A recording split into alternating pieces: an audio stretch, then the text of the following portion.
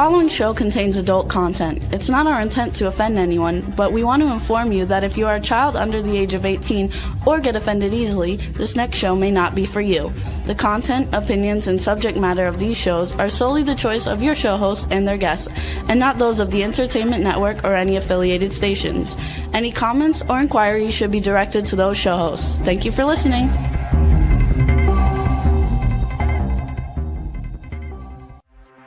Hey everyone, and welcome to 50 Shades of Bullshit. I'm your host, Christine Lalonde, and this is the podcast where we uncover the truth about online dating. Now let's begin. Hey everyone, I'm Christine, and this is 50 Shades of Bullshit. Today we do not have Jada with us. We're hoping she can jump on if she is done in time. She had some things that she had to do with her little doggy that she could not be here. So we are going to introduce the guest and talk about what our subject is today. So today on 50 Shades, we are on episode 168, and it is advocacy for sexual assault survivors.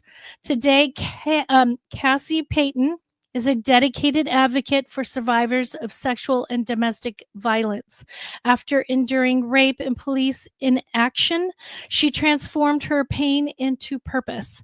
She recently founded the Daring Collective and an advocacy project committed to empowering survivors through virtual and in-person solidarity sessions, hosting awareness events, and boldly addressing failures in our criminal justice system.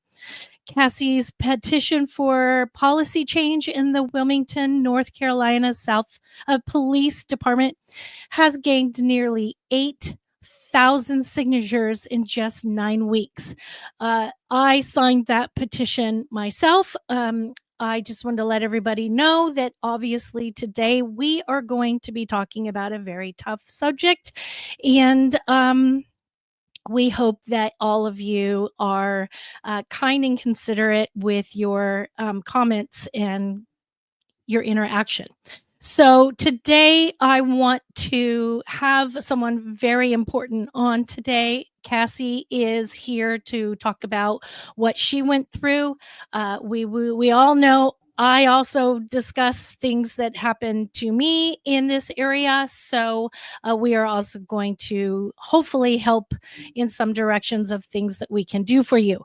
Cassie's dedication to justice inspires her to challenge harmful biases, build community, and drive meaningful change. So let's bring on Cassie. Let's welcome her to 50 Shades of Bullshit. Hi, thank you so much for having me. Cassie, you are more than welcome.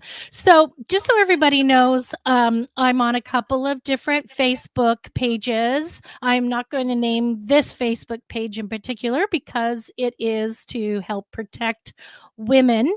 Other women go on and talk about what specific men have done to them during their dating process, and it's there to help protect us in case we encounter that individual. And Cassie came on not too long ago. I think it was just like a couple of weeks or so.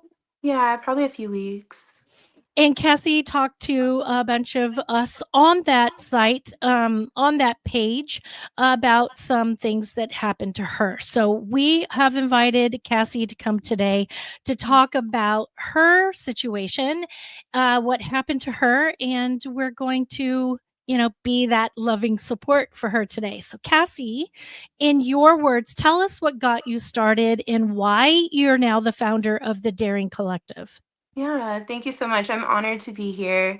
I was raped and sexually assaulted by 2 men last year. This happened on Memorial Day, and I immediately reported to law enforcement in the hospital. I reported to Wilmington Police Department, and unfortunately, as you preface, there's going to be some graphic information, but I did suffer vaginal injuries. I suffered a 1 centimeter traumatic vaginal laceration. Traumatic is the medical coding word.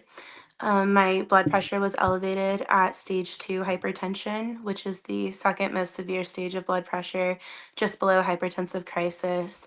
Mhm. And large smears of blood were detected on my leg and face beneath a black light.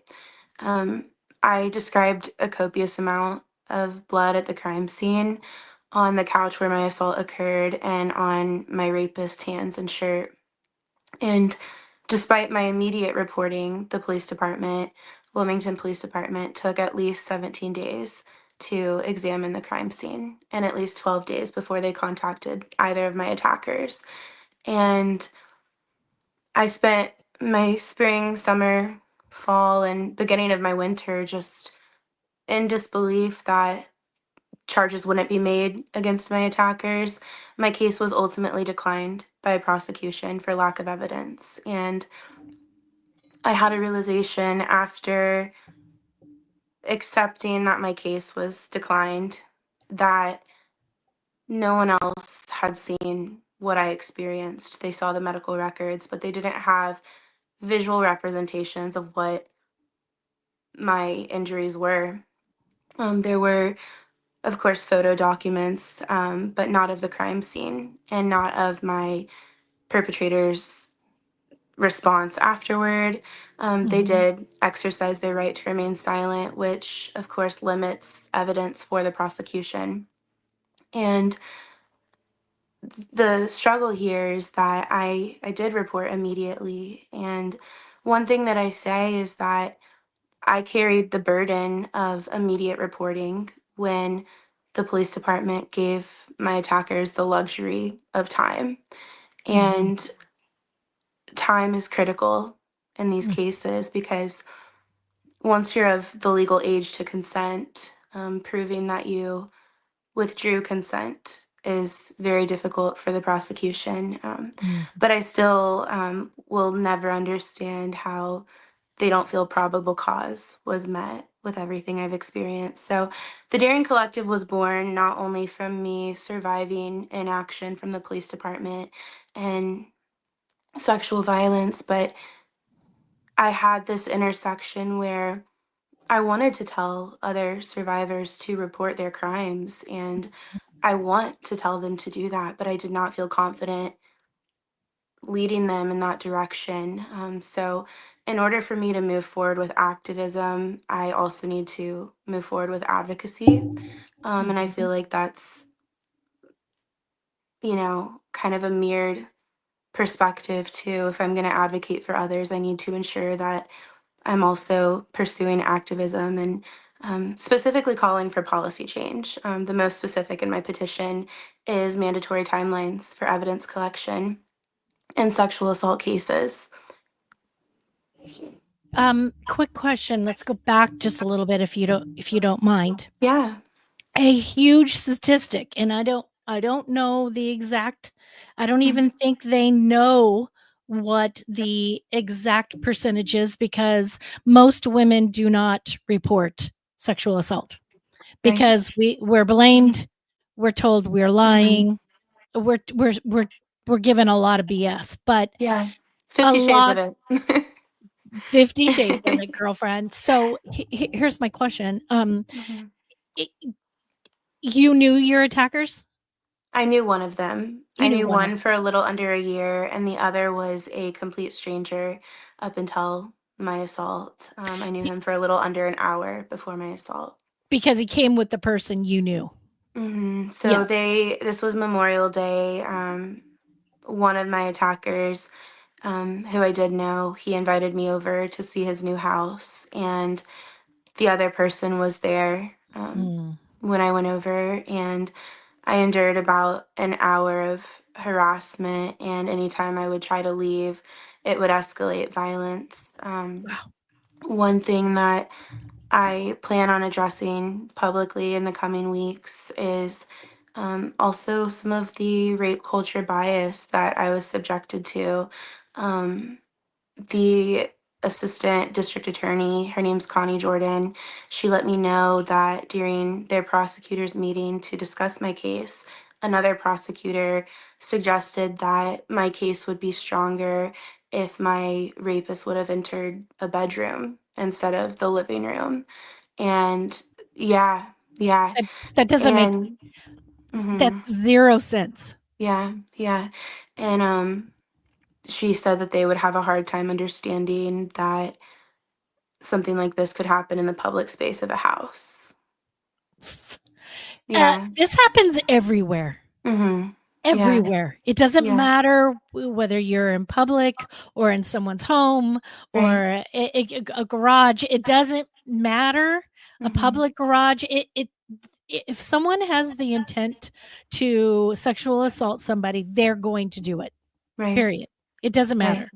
Yeah. I personally know this. I personally knew all 3 rapists of mine. Mm. I'm The so 3 sorry. sexual assaults that I had were all people I knew. So, Mhm. it doesn't matter where, when, or how it happens, and for Yeah. people not to listen, and the culture of not believing women, to always assume the worst of us and the best of Mhm. the men who are Yeah. perpetrating this is just unbelievable. Rebel had a question. Yeah. Okay, Hold on. my understanding, they said your case would have been stronger had this attack happened in the bedroom. Had my rapist entered a bedroom. Yeah. Okay, Um, so they don't feel that it's more odd to have this happen in a living room in public view of a house. yeah. That would make it seem like that's a definite, a harder no than in the bedroom. Mhm. So Yeah. why are we talking placement here? Now it Right. shouldn't happen at all. No is no, and quit means stop. Yeah. Yes. But Yes. that's just the opposite of what one would think. If you're in the living room and this is happening in a public area in a household, Mhm. that would seem more like you meant no, Yeah. and they shouldn't have did this. A Mhm. bedroom, could have been more question if that was me thinking this out. Right. You know, Sure. it Yeah. I it could continued have been hearing a induced lot more. of hypothetical arguments from a non-existent jury. Um, my assault, because I endured harassment for about an hour leading up to what's legally defined as my rape starting. In North Carolina, they require an audible refusal of consent. And I reported that, um, and I hope it's okay to share this. You can share whatever you feel comfortable sharing. Okay, thank We're you. we're here to support you. Thank you. I reported that I was coerced into performing oral sex on one of my attackers. And I reported that I shook my head no and that tears were in my eyes and that I was shaking, but that I audibly did not say no. And because of that, Connie Jordan, the ADA who reviewed my case, told me that that's considered consent in North Carolina. And so her problem is that she doesn't believe a jury would understand how I could be consensual in a public space of the house. So But you could I, tell her to stick a cucumber down her throat and tell her to try to say no while right, she's doing this, and it has to be audible enough. So yeah, a good attorney could do exactly that, stick a cucumber down there, it is deep in his mouth, and they could mhm, try to say no mhm, and try to make it audible. Or what are you supposed to do? Say, oh, excuse me, pardon me, let me get a recorder so I can record me saying no. mhm, I mean, a right. good attorney, it seems like the district attorney don't want to get off their butt to actually try this case. I mean, this is coming Yeah. from me. There's a lot more evidence too that I'm willing to share publicly. I just didn't put it in my petition specifically because it had no correlation to the police department not gathering evidence, which is what my petition's calling for. But when I reported immediately in the hospital, 4 people heard me say that I wasn't going to report. I had been threatened verbally with a gun when I said I was calling the police. And for that reason, I wasn't going to report. And the SA nurse, they're called SANE nurses, she let me know that I could complete a rape kit in the event that in the future I decided to report the crime. And I decided that that was a good choice. And after I signed the papers, she did let me know that she had to be forthcoming with me. And I'm not sure if this is the process in all states or just North Carolina, but here in North Carolina, if you don't report the crime, they send your DNA to the crime lab via USPS.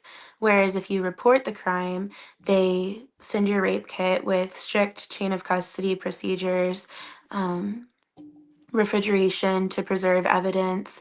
But if you don't, it is sent via USPS. And I didn't I didn't trust that. We all have shopped Amazon and have lost Mhm. packages. Like, I don't know why we treat DNA evidence so lightly in that regard if it's not reported. I feel that survivors should have their evidence preserved at all measures, whether Mhm. they decide to report or not. Absolutely. Um, but when I was there, the thing that they ultimately told me was that I could apply for an immediate protective order against the attacker that I knew, because he did Mhm. know my address. We had a friendship before this. And in that, when I had to appear for my protective order hearing, my Apple Watch actually documented a panic attack that I had. This was 10 days later. And I saw him in court, and my heart rate exceeded 120 beats per minute for over 10 minutes while sitting. So Mhm. that's additional evidence that I have, not to mention an immediate diagnosis of acute stress disorder secondary to sexual trauma. Mhm. And this was so detrimental for me that I had to take short term disability at work. And I'm our top performer. I lead a team. We have a third party business that we work with as well. And I'm their top performer in the state and their Mhm. third performer on the East Coast. And this just completely obliterated any emotional security and physical security that I had. And I could go on and on about reasons that I feel I have a strong case beyond what WPD failed to collect. Right. There's there's so much that's been uncovered. In the group that you and I met on, Christine, Mhm. I also met some local girls who have been attacked by both of my attackers, and the police department let me know that since they hadn't reported to the police department previously, it wouldn't have any weight in my case, and that because their assault was different than mine in the regard of there not being three people involved, that it wasn't a pattern that they could use if my Wow. case went to court. Wow. Yeah. You mean the district attorney isn't even looking at these? Yeah. I brought a whole journal in with their contact numbers. Local Wow. businesses have, before my case, local businesses had banned these men from their establishments because of physical assault that they witnessed in their bars, and they were willing to speak to the DA's office as well.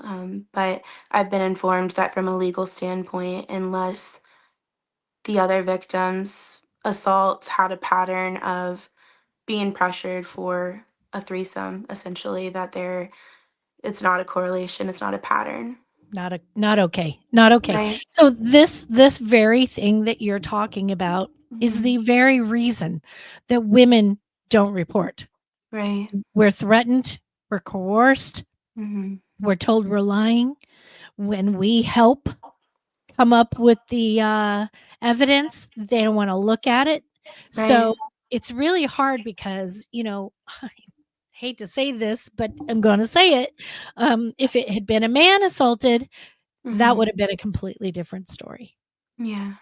They would have taken Yeah. it seriously. The other guy would have been picked up. I mean, I, I, yeah, Yeah. I'm at a loss for words, which is not very normal, and it obviously brings up a lot of PTSD for me as well. So I am really feeling your Mhm.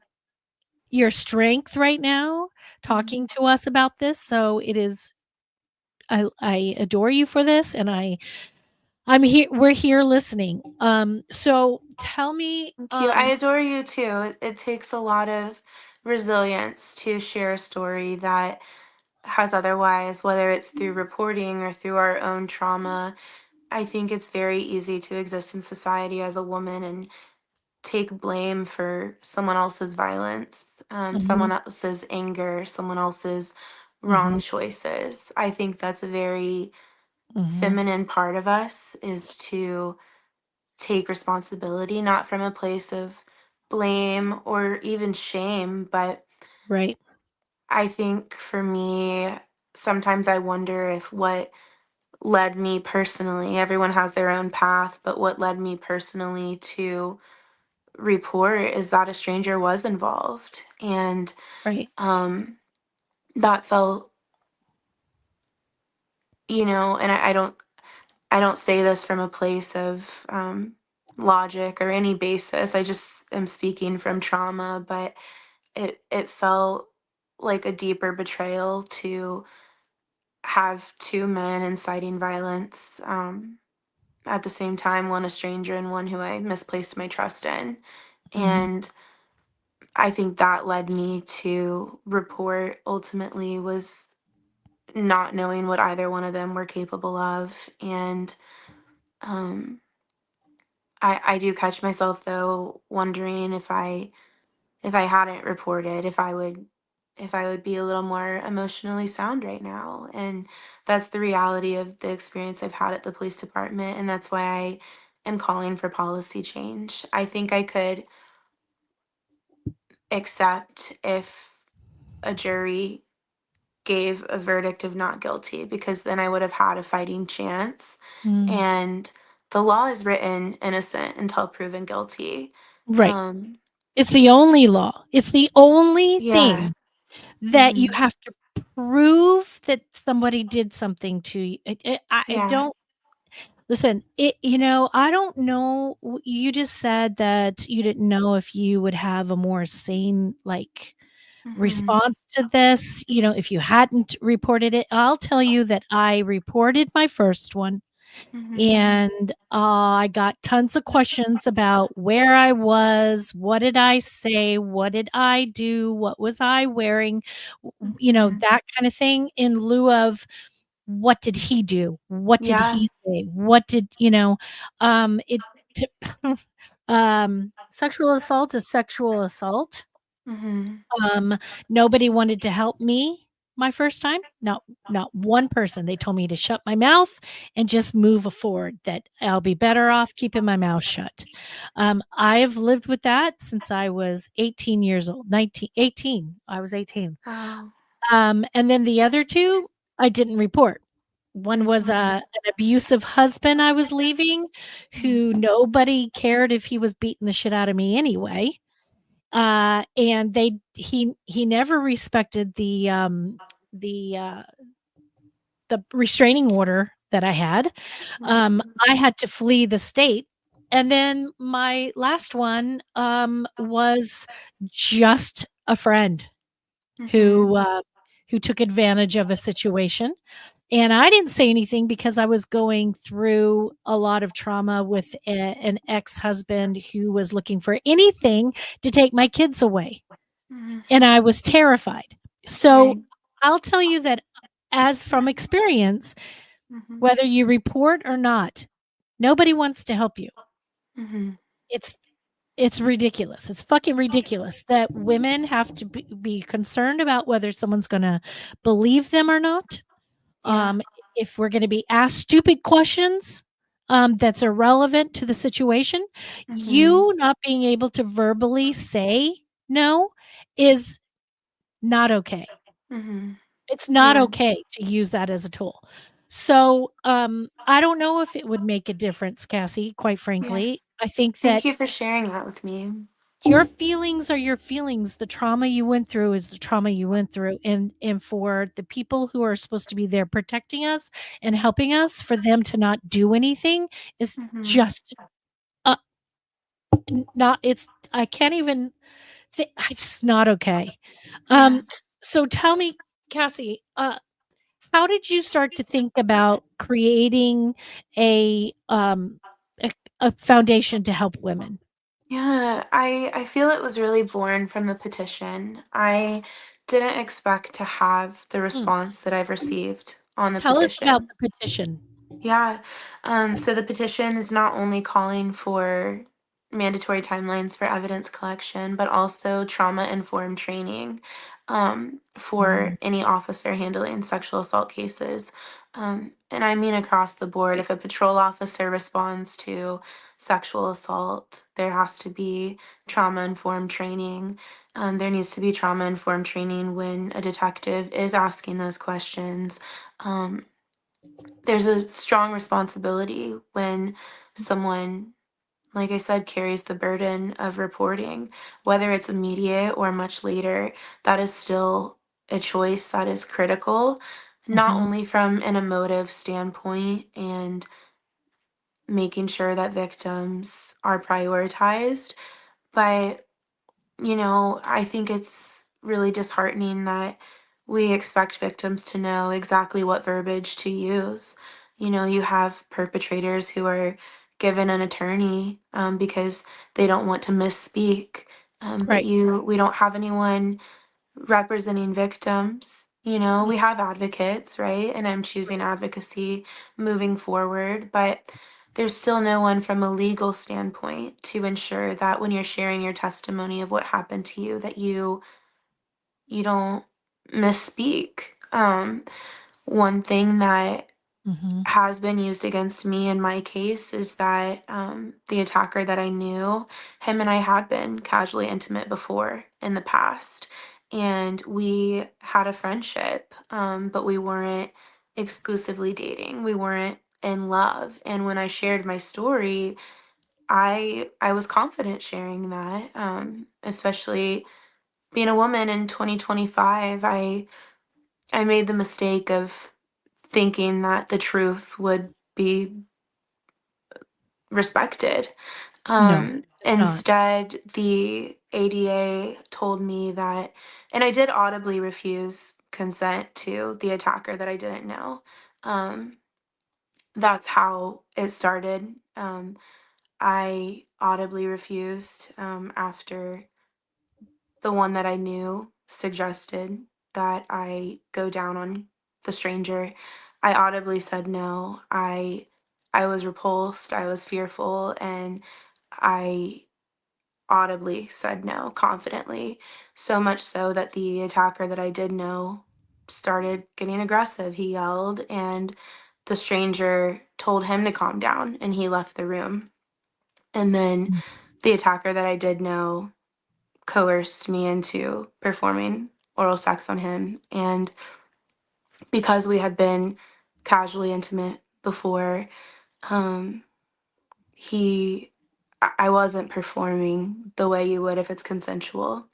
And he addressed that, and I reported that he grabbed my face and told me essentially that I sorry, it's a little vulnerable, mm. but that I give You better head than that. And mhm. that's when I said I was shaking, tears in my eyes. And um, that's what Connie Jordan, the ADA, is referring to as consensual because I didn't audibly say no. Mm-mm. And what I was getting at with that is I've been told that this hypothetical jury that I mentioned that they are so concerned about, Right. she stated that a jury would have a hard time understanding that if I was consensual with Thomas in the past casually, why I wouldn't be that way with, Yeah, sorry, I do just they realized I not said his name. it's If okay. we can You cut that out. it Um, listen, there are a million people with that T name. It's yeah, okay. It's okay. yeah. This is the thing though. People who are listening right now, Mhm, it doesn't matter if you have consensual sex with somebody over and over and over and over. The mhm, minute that you, even in the middle of having consensual sex, Mhm. you decide that it is not something you are comfortable with and it is not something that you want to do, that verbiage, that Mhm. physical, that that Right. whatever means they fucking stop. Yeah. That Yeah. is no longer consensual. And for Mhm. people to have that gray line that they think because you've been with somebody before that it's okay. It's the same thing when a woman is assaulted by her husband Right. or her boyfriend or her date or Right. her fiance. It doesn't matter. Mhm. No is no, physically, mentally, verbally, it doesn't matter. Mhm. And I'm this glad is you're just saying such that. bullshit. Yeah, I'm glad you're saying that because when it comes to cases of domestic violence, in the event that that's even processed with care and, Mhm. you know, urgency from the police department or a sheriff's office, depending on who you find the strength to report to, no one says, oh, well, that's her husband. Of course, like it could have been consensual that he hit her. That's never a response. It Right. shouldn't be. I don't want to invalidate anyone who's had that Right. response. I'm sure in this world that exists, but as the general public sees it, no one ever says, no, this was their relationship. So it's excusable. It's maybe there's a blurred line somewhere. There's no Mm-mm. blurred line. No means no. Mm-mm. Exactly. No means no. I'm part of a dating group, a group of dating professionals who Mhm. talk about different things. And one of the things we did a show on another platform where we talked about consent. Mhm. And consent is people putting any kind of gray line in the black and whiteness of consent is Mhm. ridiculous. Yeah, I and dangerous. It is very dangerous. Mhm. And, a lot of people don't know the word no. Mhm. They don't wanna hear it. They listen, there are so many people out there that have gotten away with this over and over and over Yeah. that, that it's causing a problem in our society of men who can't hear no. Mhm. Or They see think it. I want or to s specify that too. or see it. Thank you, Mhm. Casey, Yeah. because yes, seeing it is very important, and, Yeah. they seem to think that they're entitled to whatever they want, Mhm. and that we as women have no control over being able to say no or to physically show no. Right. It doesn't matter, they're not listening, and Mhm. quite frankly, it's 2025. Why the fuck are we Mhm. having this conversation? Right.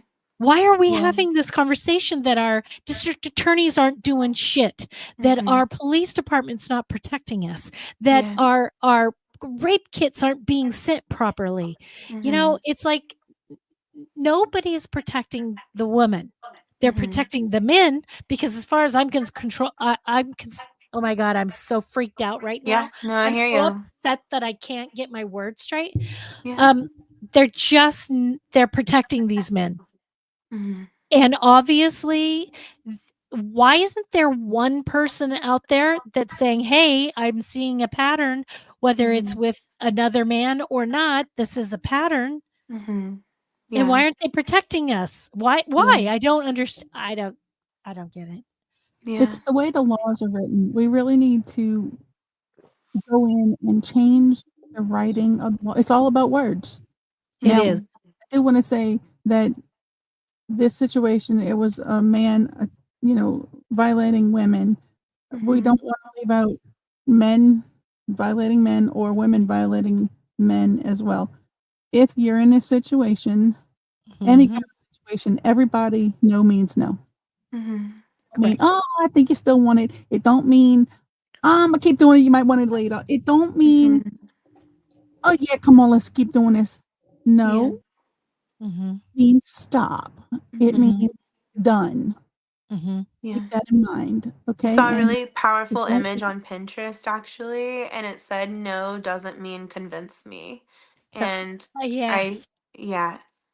Yes. I hope that one day there's someone out there who can change legislation, because when it comes to at least North Carolina law, refusing consent, um, if you're intoxicated, obviously that's rape, right? If you're handicapped, or whether it's physically or mentally, that's rape. And, especially as we advocate for mental health awareness, I think that will Yeah. help legislation, because in a perfect setting where I'm not being harassed and where I'm not fearful of violence escalating, perhaps I could audibly say no. But when someone's crying and shaking their head no, that was me saying no. That's 100% of you saying no, He Cassie. And acknowledged Yeah. he acknowledged your no by saying what Mhm. he said to you. He Yeah. acknowledged it.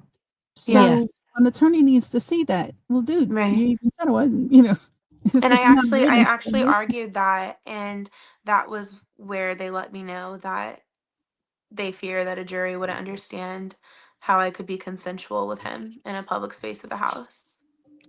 that's the most asinine thing I've ever heard of in my life. Yeah. Any Mhm. normal human being knows that a sexual assault doesn't have to hinge on where it's being done. That Right. is the most ridiculous. I went on, it was during COVID. It was during the part of COVID that people started seeing more of other people. You know what I mean? Mhm. We weren't Yeah. so stuck in our houses as much. I don't Yeah. remember exactly when during COVID, but it was, that first year. I was online dating, and I had gone out to a coffee date with this guy, and Mhm. then we decided, "Oh, this is a good thing. He's a cool person. I'm a cool person. He was cute. I was cute. You're a very Whatever. cool person. I tried." So we go back another date. It's the movie theaters really weren't open yet, and Yeah. we decided he was going to bring food. We were going to watch a movie. We're going to hang out. Yeah. That could lead to sex. It may not lead to sex. I don't know. I Right. certainly didn't have the intention of him doing anything except for just having a good time and getting to know each other. Yeah.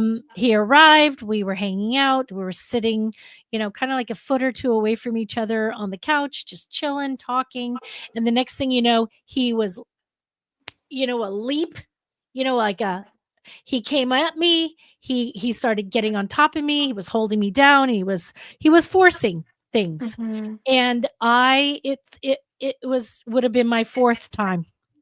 And at that time I have come a long way since the last time. The last time was, oh my God, I don't even know if I can count. It was at least 10 years ago. Okay. Mhm. I've changed a lot. I've gotten self-defense since then. I've Nice. I've gotten a lot of emotional, mental, physical help since then. Mhm. Good for And you.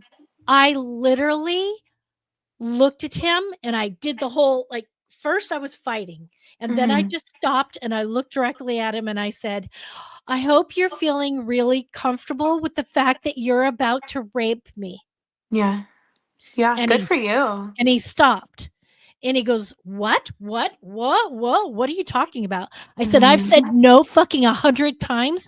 I'm Mhm. pushing you away. I'm saying no. Get the fuck Mhm. off me. If you're not okay with raping me, then I suggest you continue.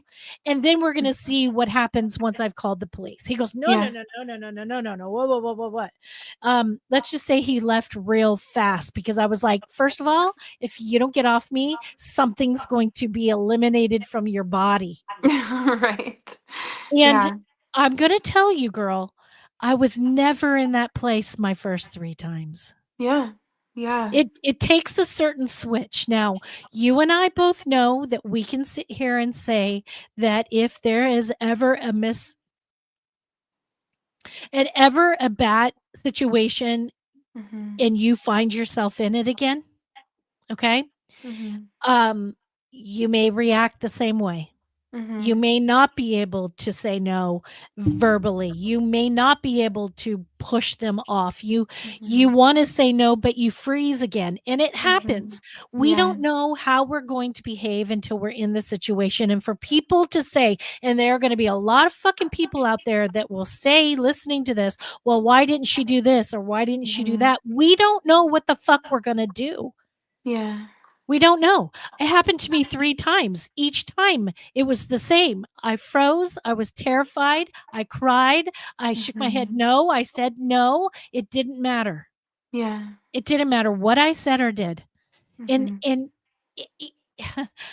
until we educate people and help people understand what consent means, what no means, what sexual assault physically means, then no one's going to listen.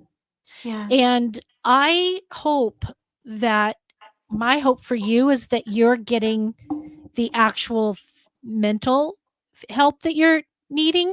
Thank you. Have you been able to seek out help? Yes. I've been in trauma therapy since this Thank God. happened. Thank God. Yeah. And one thing you said, if you freeze again, and it reminded me, the first thing that my SA nurse said to me after I gave my story to her and the patrol officer who came out. And also, I gave my story in front of my best friend, Alan. I know he won't mind if I share his name on here.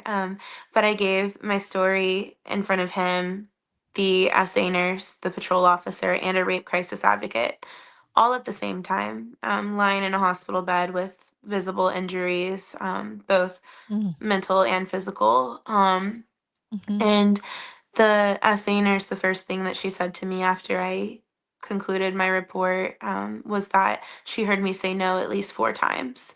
And I hadn't even recognized that, because this goes back in the expectation that victims need to know what they're saying and how they're sharing their story.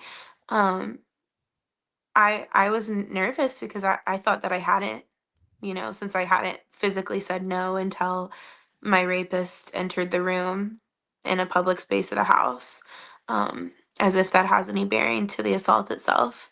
But I didn't have a strong understanding of coercion, so I'm glad you're addressing that. It's crucial for us to educate people on how this happens, because without that education, me as a victim, I didn't even know what I was saying when I was reporting. Can I say something here? Of Please, course. if anyone Are you finds still there? themselves in a freeze situation, you're not doing anything wrong if you can't, okay? Are you there? And please don't blame yourself, because you're not to I blame, don't know what's because happening. you can't deal with the situation. But if you can, in that freeze moment, please tell yourself, you got this. You can do this. You can manage. Okay? Please don't ever think that you can't, because you're you and you can do this. Right. So I please. just gave the number for rape victim help. This is the National Sexual Assault telephone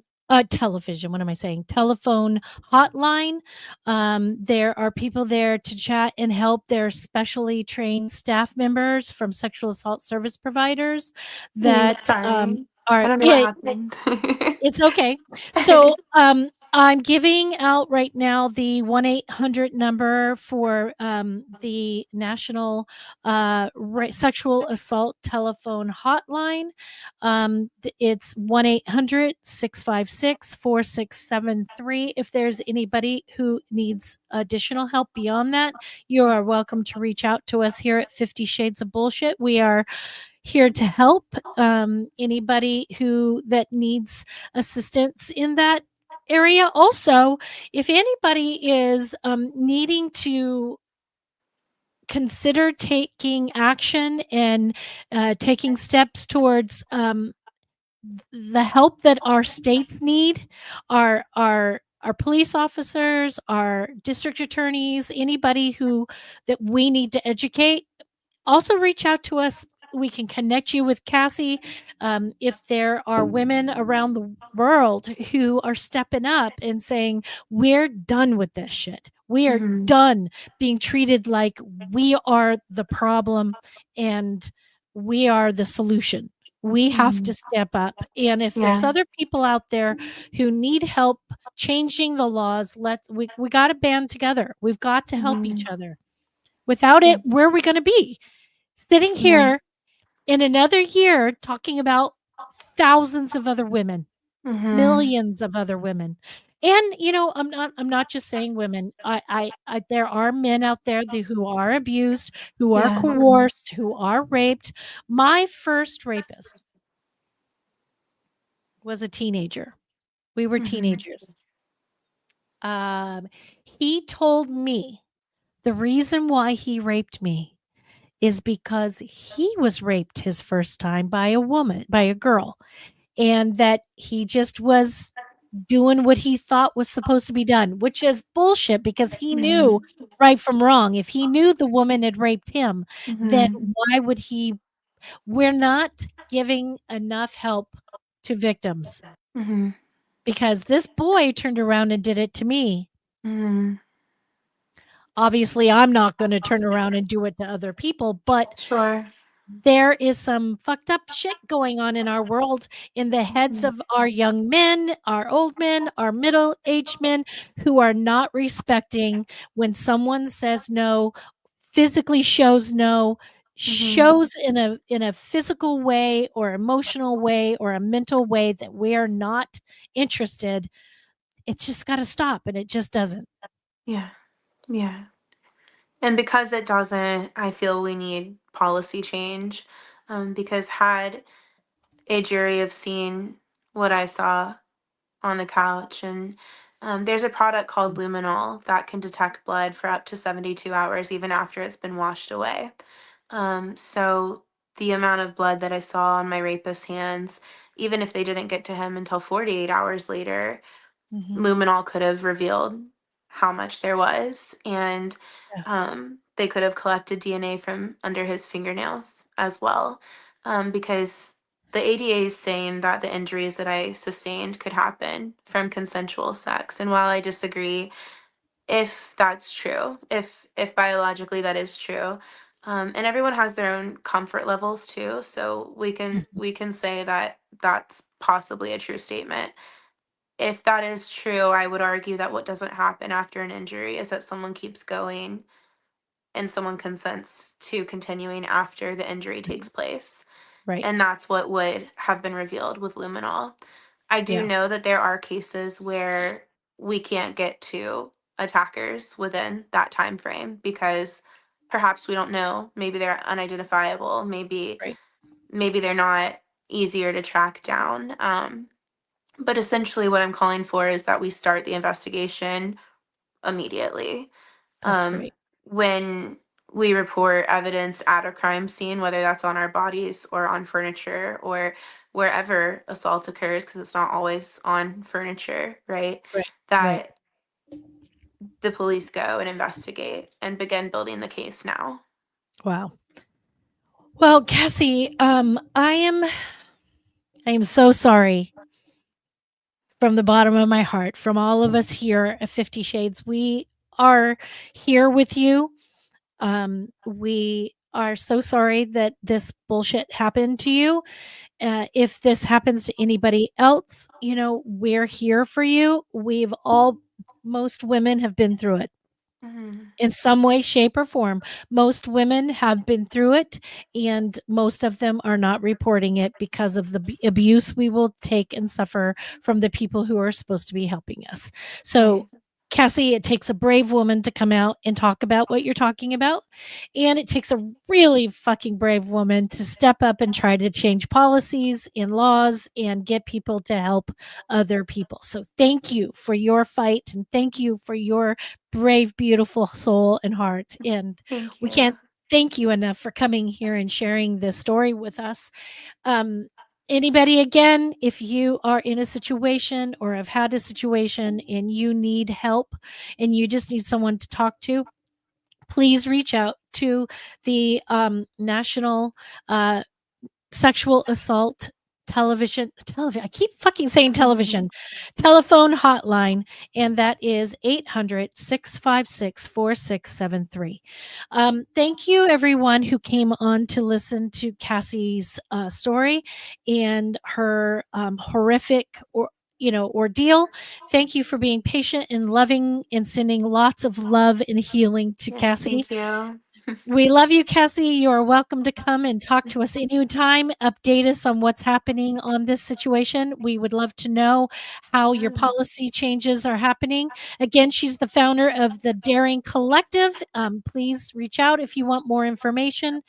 And Cassie, we wish you the utmost best in love, and you're part of the 50 Shades family now. So Thank you so much. Yes, I did want to announce that my website will be live when everyone's seeing this. So you can go to www.thedaringcollective.co. And that is where you can also sign up for virtual support. So yes, I'm going to be offering 12-week programs. That way we can really foster community. And it's just going to be a very empowering experience. So if you want to join the collective, visit my website or reach out to me on Facebook. I love it. Please do. And for everyone here, thank you for coming today and being a wonderful light to Cassie and all of us here at 50 Shades. Same place, same time next week. And until then, let's keep this shit real. If you enjoyed this episode, please share with your friends, like and follow us on Instagram at 50 Shades of _bullshit and Facebook at 50 Shades of Bullshit. Thanks so much for listening, and we really hope to see you again next week.